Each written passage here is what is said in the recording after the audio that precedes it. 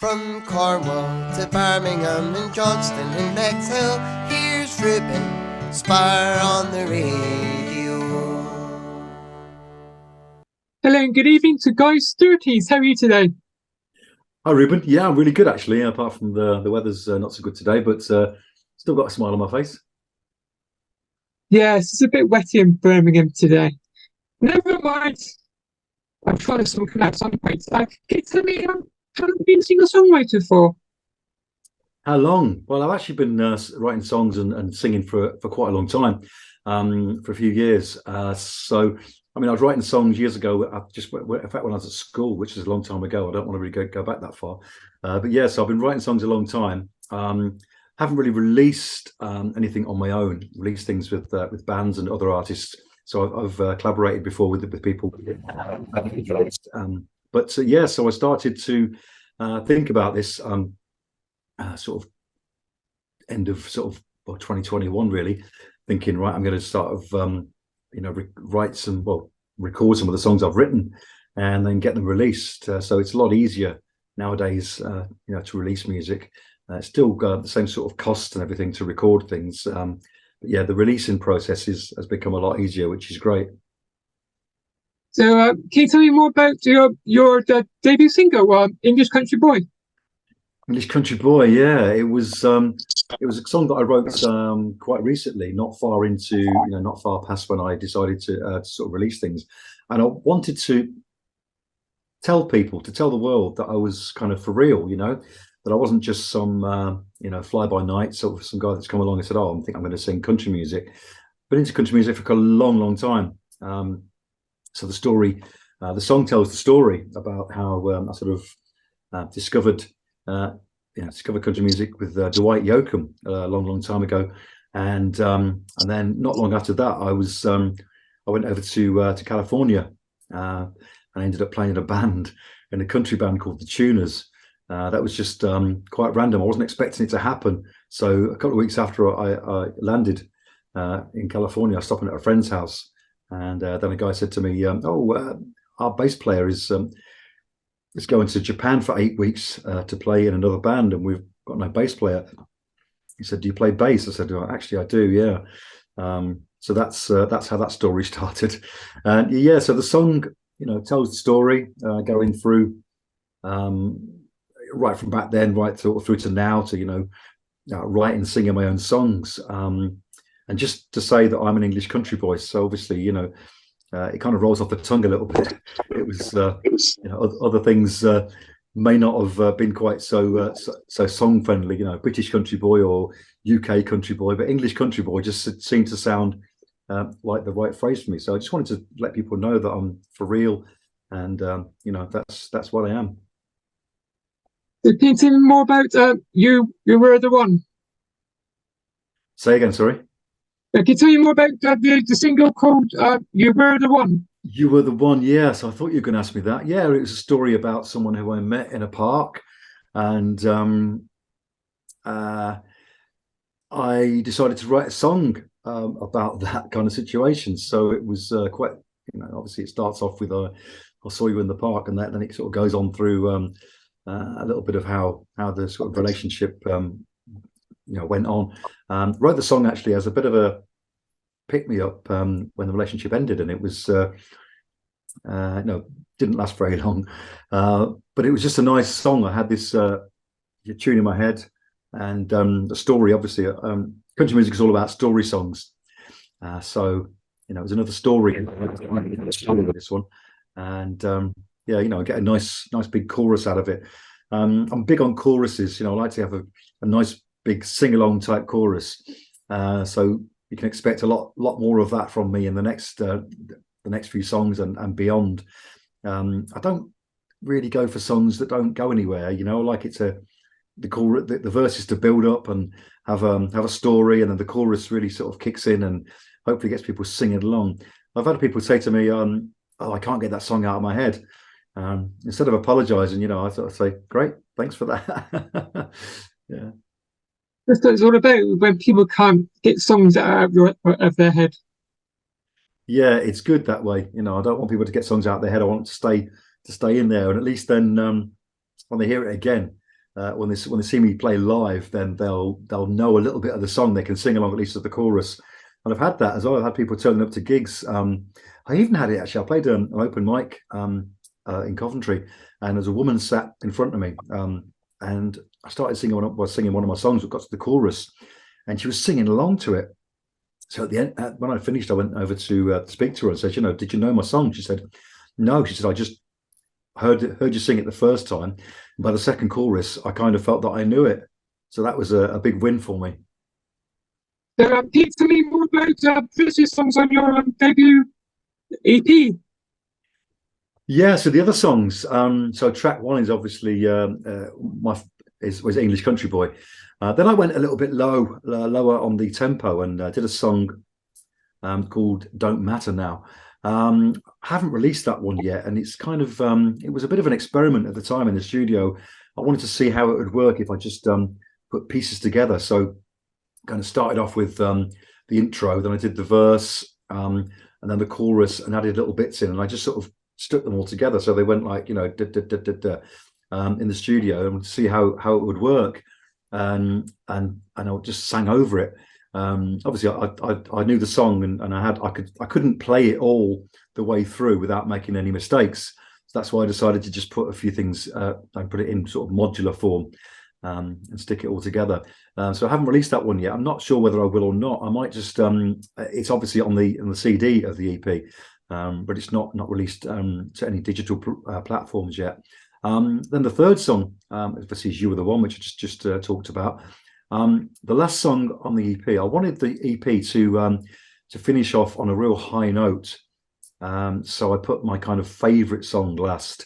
Sometimes when you get an album, albums tend to start really, really good. Then they dip a little bit, then they pick up again. And the last tracks of an album tend usually to be the ones that you skip, or you just, you don't bother with. You sort of stop the album before it's finished. And when I release my album, my last track on the album is going to be another really high point. So the last track on the EP, Thanking God I'm Alive, is another song which I wrote quite recently. I was walking home from work. I think it was quite dark actually. So walking home from work, it's in the winter. Looked at my clock and it said 5:30, and I looked at it and I just said, "Oh, hello, 5:30." And then I thought, "Oh, there's probably a song in there somewhere." So start the song off with "Hello 7:30," which is 7:30 in the morning, talking about having a coffee and going to work and that sort of thing. And the song again is another big sort of story thing about how the week progresses. So it starts off with a day at work, then it goes on to a Friday night, going out with my friends, and then it goes on to a Saturday when I've got a show to do, and I pack my guitar in the car and off I go. And the choruses are all slightly different, so they all start off differently. So the first chorus is driving 30 miles an hour, which is what you do when you go into work. You don't really want to go. And it's like, well, I'm just going to drive 30 miles an hour. I'm just going to take it easy and make sure I get there. And it's probably going to be quite busy anyway on the roads, as it usually is of a work morning. Then the Friday night one is I'm off to see my friends, so I'm going to go 40 miles an hour and see if I can get there a bit quicker and have a good time. And obviously the Saturday one is driving 50 miles an hour to the show. So it's not a really, really fast speed to go, but it just it had to be sort of I could have said 60. I guess they would have all fit sort of rhymed in with the words. So yeah, it's just great. I do love going to my shows. I don't know how fast I drive to my shows. It's probably not much more than 50 miles an hour, obviously, just to conserve petrol these days. But yeah, that's basically how the song goes. And that's the EP. So there's 4 tracks on the EP. It's available from my website, which is guysurtees.co.uk.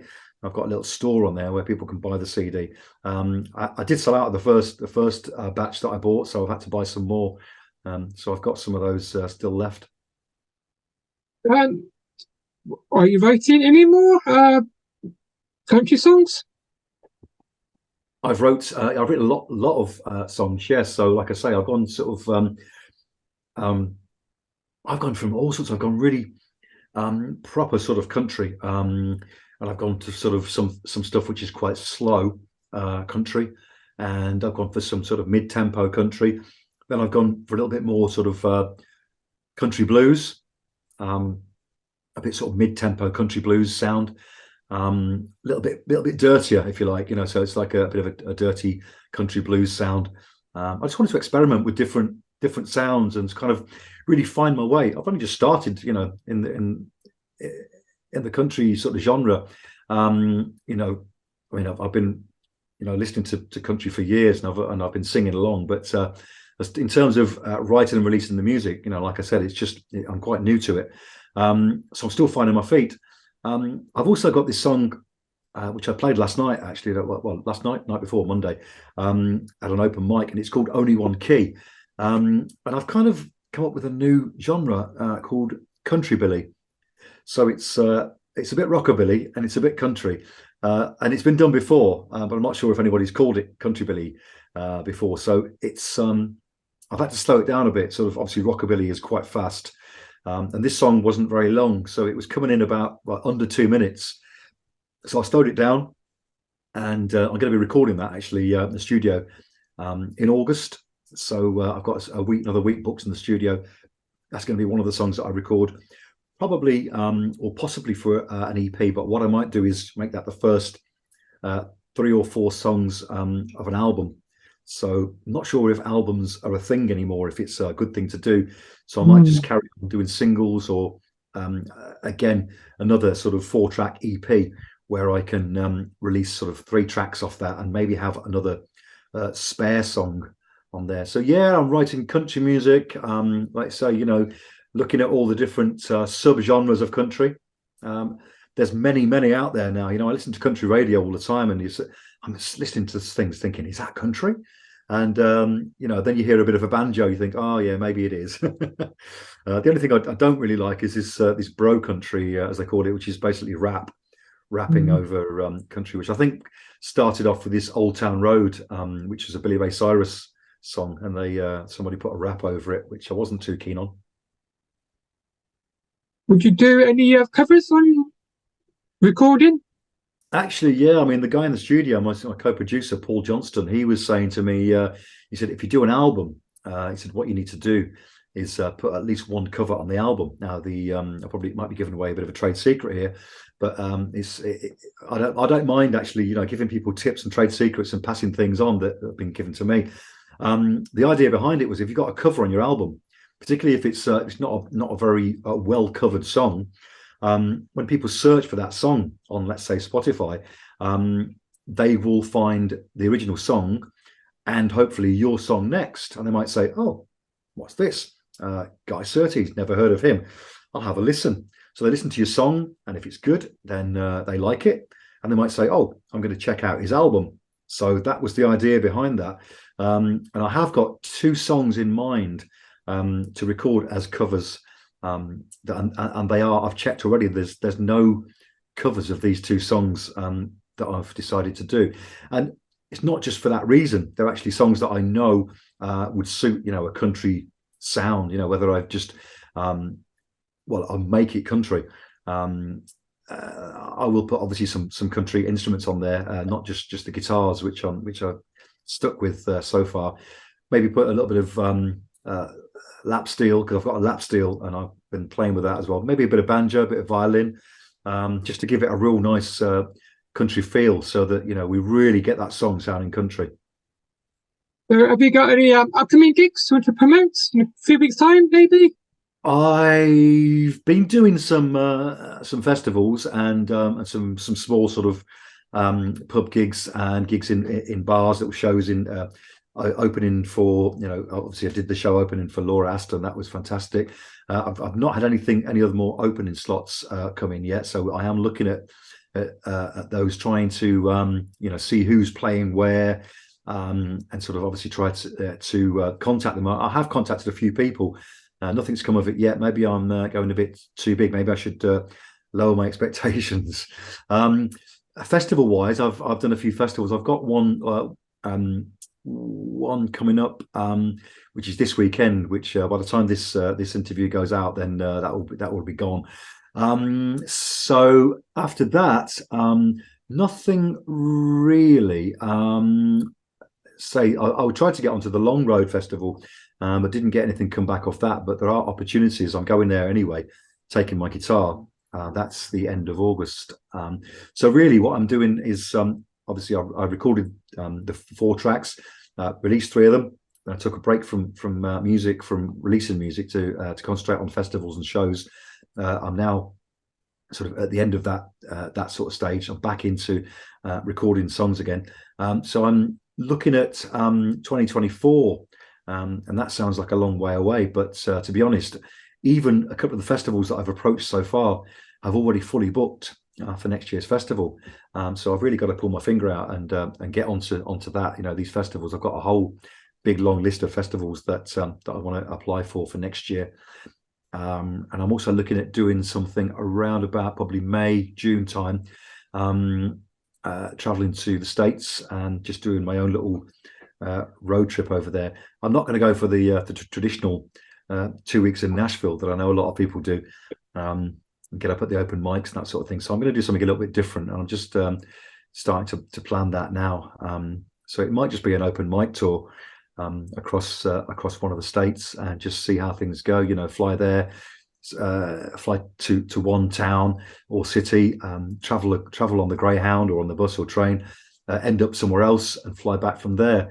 And I'm going to make it like a video diary. So I'll be doing lots of social media, lots of videos, reels, Facebook, TikTok, Instagram, and just making contacts along the way, whilst filling my heart with all these experiences and coming back with lots of stories. So finally, tell me, where can listeners find you on social media? So I'm on Facebook, which is Guy Surtees Music. I'm on TikTok, I think it's at Guy Surtees, and I'm also on Instagram, which I think is also at Guy Surtees, or may even be at Guy_Surtees. Just search for me, Guy Surtees. So it's GUY SURTEES, and I'm sure people will find me. Finally, can you tell me more about how's unsigned artist for you? How's what? Sorry. How's being an unsigned artist been for you? It's a lot of hard work. People don't really understand. I mean, a lot of people say to me, particularly at work. I mean, I've got a full-time job as well. A lot of people say to me at work and in the street, and when I see them, my friends who I haven't seen, so I haven't seen them for a while, they follow me on social media and they say, "Oh, you're doing really well," and I say, "I'm only doing it as well as I make myself do well." If you see what I mean. And what I put out there, what I show people, obviously all the great fun, the great times I'm having doing things, is really, it's all self-made. From the very first single that I released, I had to email individually 40 radio stations and then email them again. And the actual the conversion rate of 40 emails to radio stations, all individual. I didn't just send one email out and say, "There you go," to all the stations at once. I made it all individual and personal. The conversion rate wasn't very, very high. I think I got it probably 20 at the most.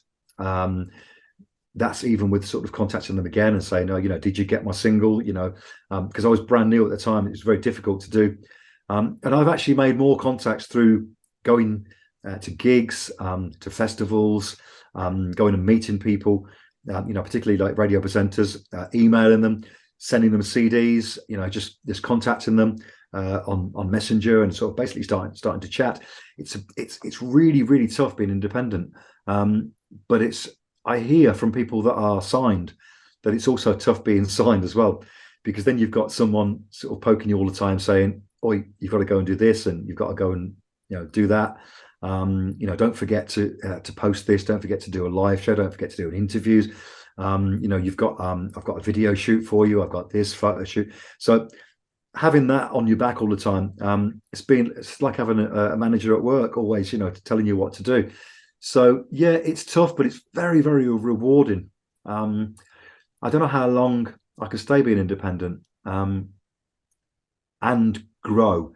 Those are the two things. Independence and growth don't go well together. So, it depends on how much I want to grow. If I want just to stay small and, have a few followers, a few thousand plays of my songs, and the odd festival here and there, a couple of gigs that I get for myself. I can stay independent. I will need something. I was talking to a friend of mine actually, who is a promoter, talking to her just last week, and she said, anytime you need any help, do contact me. So I think I would try to stay independent and just ask for help, which I'm not good at. I like to do things myself. I'm fiercely independent as a personality, which is difficult, but it works well for my, being an independent artist. Oh, that's good. Thank you for letting me chat to you tonight. I'm going to play your English Country Boy from your debut EP called English Country Boy. So thank you very much, Guy Surtees. Thanks, Ruben. It's been a pleasure. Thank you. Take care. Thank you. And I wish you a very good evening. Cheers. You too. Goodbye. Bye-bye. Goodbye.